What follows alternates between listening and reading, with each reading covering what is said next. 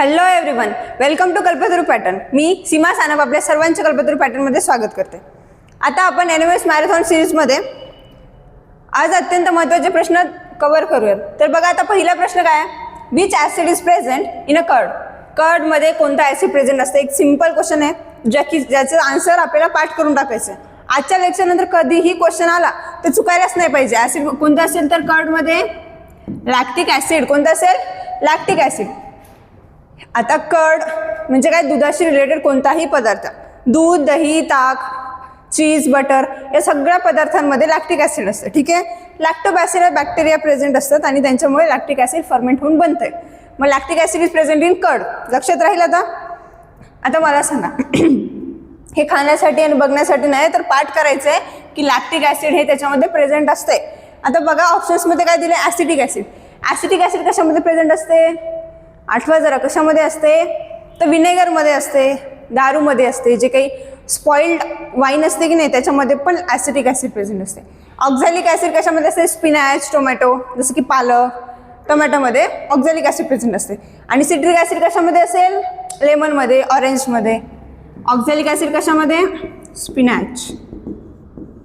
Example लक्षात ठेवा, कारण कोणत्याही ॲसिडवरती क्वेश्चन येऊ शकतो. सिट्रिक ॲसिड असते लेमनमध्ये. ठीक आहे. आणि ॲसिडिक ॲसिड विनेगर. हां मॅम, विनेगर. काय विसरले मी? वाईन. वाईनमध्ये पण असते, लक्षात ठेवा. आता बघा पुढचा प्रश्न.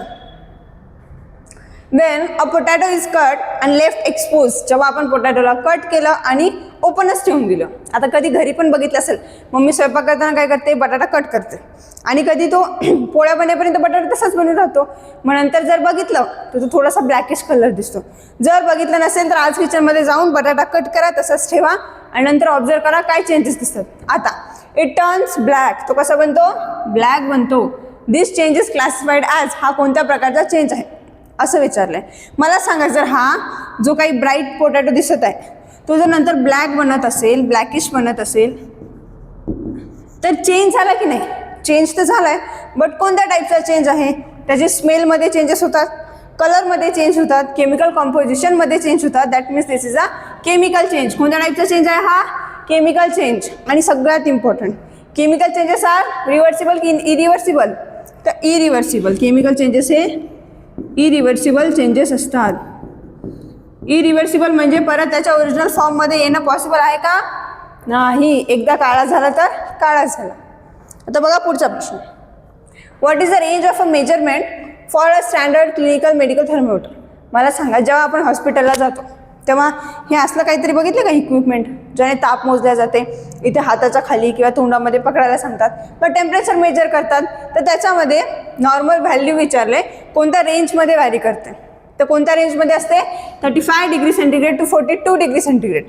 आणि जर फॅरनहीटमध्ये विचारलं तर किती असते? 94 degree Fahrenheit to 108 degree Fahrenheit. दोन्ही पण व्हॅल्यूज लक्षात ठेवायच्या, डिग्री सेल्सिअसमध्ये आणि फॅरनहीटमध्ये, कारण क्वेश्चन्स कशावर पण येऊ शकतो. लक्षात राहील. पाठ करून टाका. चला आता व्हॅल्यूज पाठ करा. 35 degree centigrade to 42 degree centigrade आणि 94 degree Fahrenheit to 108 degree Fahrenheit. बघा पुढचा प्रश्न. Who proposed the stable orbit atomic model. कुणी प्रपोज केलंय? स्टेबल ऑर्बिट ॲटॉमिक मॉडेल कुणी प्रपोज केलंय असा प्रश्न आहे. कधी प्रपोज केलंय? 1913 मध्ये. प्रपोज म्हणजे काय? की मांडलंय, इन्व्हेंट केलंय. कुणी केलंय? ते केलंय निल्स बोर यांनी. कुणी केलंय? Niels Bohr. समोर काय विचारलंय? Removing the deficiencies of the Rutherford model. रुदरफोर्डनी जे काही मॉडेल मांडलं होतं त्याच्यामध्ये जे काही कमतरता होत्या त्या काढून त्याच्यामध्ये थोडंसं मॉडिफिकेशन्स करून निल्स बोर यांनी स्वतःचं ॲटॉमिक मॉडेल मांडलं होतं. त्या मॉडेलचं नाव काय? Stable orbit atomic model. Question बदलून येऊ शकतो की निल्स बोर यांच्या ॲटॉमिक मॉडेलचं नाव काय असणार? ते काय असेल? Stable orbit atomic model. लक्षात राहील. आणि कधी केलं होतं? इयर काय? 1913. 1913 पाठ करा. 1913 मध्ये. आता मला सांगा, stable orbit atomic model. Stable म्हणजे स्थिर, स्टेबल असणार त्या. आणि ऑर्बिट्स म्हणजे काय? पाथ. म्हणजे काय? जे काही पाथ आहे ज्याच्यामध्ये इलेक्ट्रॉन्स फ्लो करतात हे आहेत ऑर्बिट्स. यालाच आपण शेल देखील म्हणू शकतो. काय? Shell of electron. मग हा एक ॲटम आहे आणि या ॲटममध्ये न्यूक्लियस प्रेझेंट आहे. न्यूक्लियसच्या अराउंड काही सेल्स प्रेझेंट आहेत, काही ऑर्बिट प्रेझेंट आहेत ज्यांच्यामध्ये इलेक्ट्रॉन्स फिरतात, इलेक्ट्रॉन्स रिव्हॉल्व करतात. लक्षात राहील. मग ह्या ऑर्बिट्सची नील्स बोर यांनी एक स्पेसिफिक गोष्ट सांगितली होती की एका ऑर्बिटमध्ये जेवढे इलेक्ट्रॉन्स असतील त्या सर्वांची एनर्जी सेम असेल. लक्षात राहील. एनर्जी लेवल एक्सप्लेन केली होती. त्यांनी काय सांगितलं, एका ऑर्बिटमध्ये समजा आता ही ऑर्बिट आपण कन्सिडर करू, या ऑर्बिटमध्ये जर 2, 3 इलेक्ट्रॉन्स असतील तर या तिन्ही इलेक्ट्रॉन्सची एनर्जी कशी असेल, सेम एनर्जी असेल. कशी असेल, सेम एनर्जी. आता मला सांगा, जर या मधल्या ऑर्बिटमध्ये 2 इलेक्ट्रॉन्स आहेत, मग या दोन्ही इलेक्ट्रॉन्सची एनर्जी कशी असेल, तर यांची पण सेम एनर्जी असेल. मग नील्स बोर यांनी एवढंच सांगितलं, एका ऑर्बिटमध्ये असणाऱ्या इलेक्ट्रॉन्सची एनर्जी सेम असणार. आता मला सांगा, या ऑर्बिटमध्ये जे इलेक्ट्रॉन्स, ही आपण समजा फर्स्ट ऑर्बिट, ही आहे सेकंड ऑर्बिट.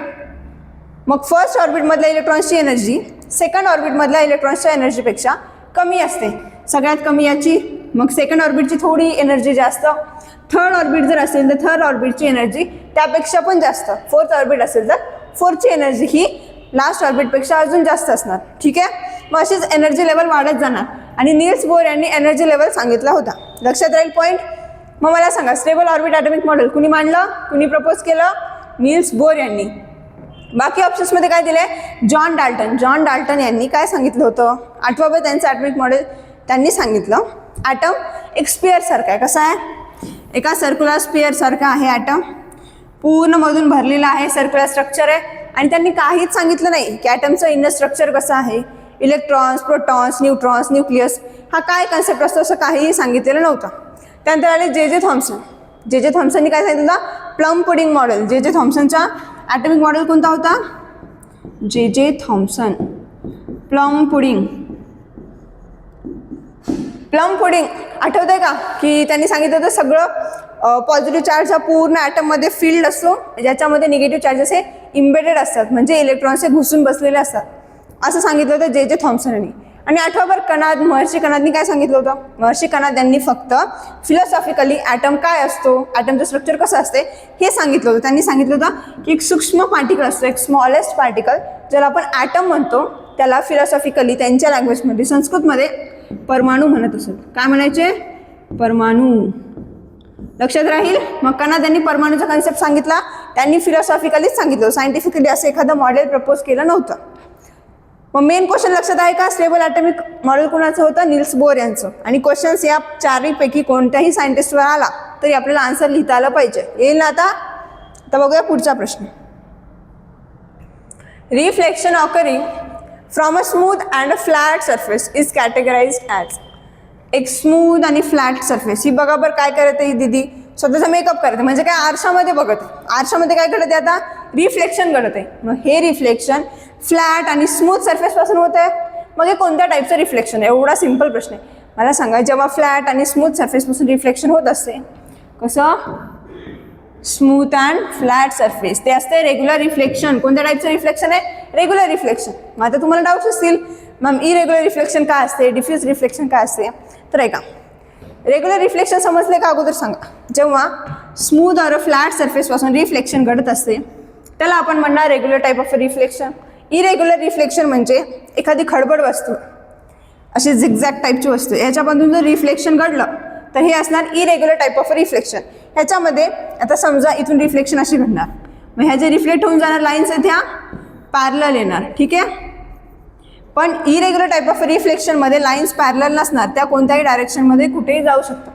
आणि इरेग्युलर रिफ्लेक्शन कुठं होते, जसं की आपलं चॉकबोर्ड, भिंत काही खरबट भिंती असतात त्याच्यामध्ये. आणि रेग्युलर रिफ्लेक्शन हे असं प्लेन मिररमध्ये होते. त्यानंतर काय, डिफ्यूज रिफ्लेक्शन आणि इरेग्युलर रिफ्लेक्शन दोन्हीचा कन्सेप्ट सेम आहे. डिफ्यूज रिफ्लेक्शन मग कसं होते की खडबड एखाद्या इरेग्युलर सरफेसवरून रिफ्लेक्शन होते, ज्याच्यामध्ये ज्या काही रिफ्लेक्टिंग लाईन्स आहेत, रिफ्लेक्टिंग रेज आहेत, ते कोणत्याही डायरेक्शनला डिफ्यूज होतात, ओबडधोबड कुठे पण पसरून जातात. त्यामुळे इमेज क्लिअर दिसत नाही, प्रॉपर इमेज फॉर्मेशन होत नाही. आणि कर्व रिफ्लेक्शन हे कसं होते, तर याच्यामध्ये कॉन्केव्ह और कॉन्व्हेक्स मिररमधून होते. ठीक आहे. कॉन्केव्ह आणि कॉन्व्हेक्स मिरर, जसं शेविंगमध्ये लेन्स यूज करतात, तो डेंटिस्ट एक लेन्स यूज करतात बघा, ते टीथचं स्ट्रक्चर इनर साईडनं बघण्यासाठी. कधी जाल डेंटिस्ट हॉस्पिटलला तर चेक करा, ह्याच्या सगळ्यामध्ये कर्व रिफ्लेक्शन घडत असते.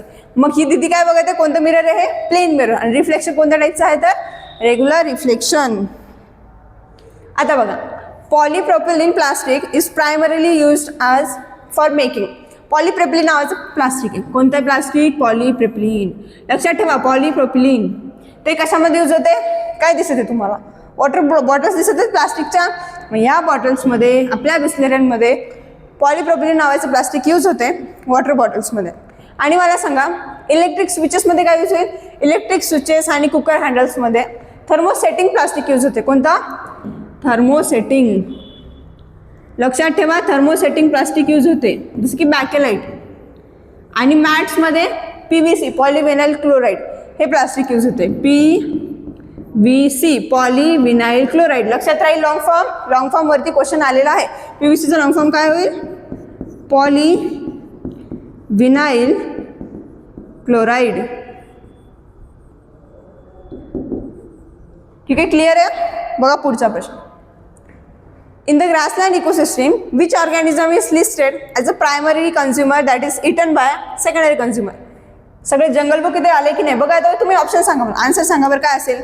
हा कोण दिसत आहे आपला, लायन दिसत आहे, वुल्फ, स्नेक आणि डिअर. यांच्यापैकी असं विचारलंय, एक इमॅजिन करा ग्रासलँड इकोसिस्टम आहे. कोणती इकोसिस्टम, ग्रासलँड. म्हणजे ते आता सगळीकडे गवत उगलेलं आहे.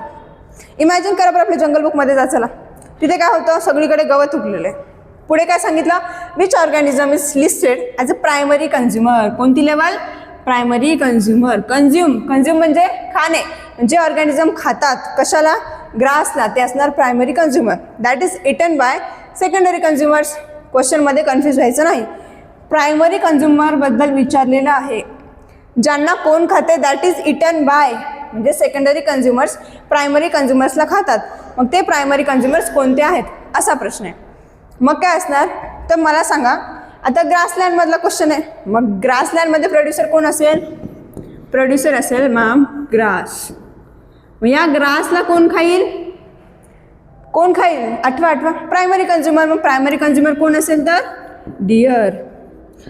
आणि मग डिअरला जे काही खाईल, लायन खाईल समजा, तो असणार आहे सेकंडरी कन्झ्युमर. मग असंच प्रोड्युसर लेवलला असतो तो ग्रास, त्यानंतर प्रायमरी कन्झ्युमर, त्यानंतर सेकंडरी कन्झ्युमर, त्यानंतर टर्शरी कन्झ्युमर. आणि जेव्हा टर्शरी कन्झ्युमरची डेथ होईल, जेव्हा तो मरेल, त्याला फंगी बॅक्टेरिया डिकम्पोज करतील. आणि हे जे मायक्रो ऑर्गॅनिझम डिकम्पोज करणार त्याला आपण म्हणणार decomposers. That is the last level. इकोसिस्टमच्या लेवलमध्ये ती लास्ट लेवल असणार. मग आपल्याला क्वेश्चन विचारला आहे प्रायमरी कन्झ्युमर्सबद्दल. प्रायमरी कन्झ्युमर्स कोण निघाले मग आपले, डिअर्स. Option number D. दिसत आहे का डिअर, गवत खाते ना, हा आहे प्रायमरी कन्झ्युमर. फक्त जंगल बुकमध्ये अडकून राहू नका, आन्सर लक्षात ठेवायचं, डिअर आहे प्रायमरी कन्झ्युमर. चला बघा पुढचा प्रश्न. What percentage of the sun's mass is made of hydrogen.